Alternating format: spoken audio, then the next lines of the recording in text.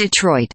The Green Bay Packers' loss on Monday Night Football eliminated the possibility of one tiebreaker scenario involving the Detroit Lions, and in a weird way, it clinched another. Before Monday night's kickoff, it felt like a reasonable possibility that the Lions and Packers could both finish the season 10-7 or 11-6. If the Packers had beaten the Giants, they would have been just 2 games behind the Lions with a much easier schedule to finish out the season. As I'll soon explain, the tiebreaker might have come down to which team had a better record against their common opponents. Now, the only possible tiebreaker between the two teams would be very cut and dry. Here are the 2 points I'm going to make below. There's no longer a possible scenario where the Lions and Packers have to go to a common opponent's tiebreaker. If the Lions and Packers end the season with the same overall record, the Packers will finish ahead of the Lions. Click here to view the NFL's official tie-breaking procedures. How could common opponents tiebreaker have come into play? To trigger the common opponents tiebreaker, the Lions and Packers would have had to finish with not only the same overall record, but also the same record within the division. The Lions and Packers already split their 2 head-to-head meetings, and the second tiebreaker is divisional record.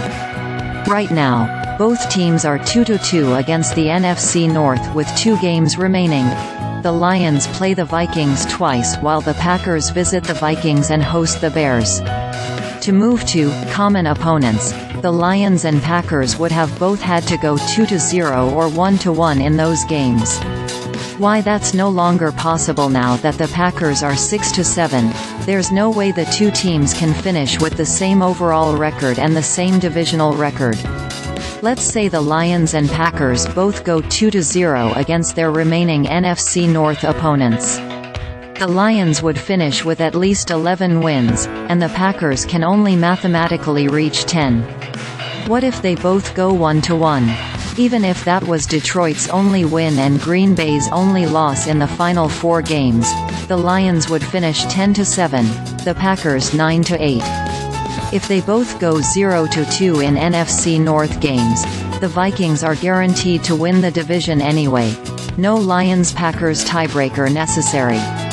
Tiebreaker would now be very clear-cut. The Packers and Lions could still end up tied in overall record, but that would require one of the following 2 scenarios. Green Bay goes 4-0 while the Lions go 1-3. Green Bay goes 3-1 while the Lions go 0-4. In both of these scenarios, the Packers would own a better divisional record than the Lions, and therefore, they would finish ahead. That's just the way it played out. There's no longer a scenario where the Lions end up tied with the Packers and win the NFC North.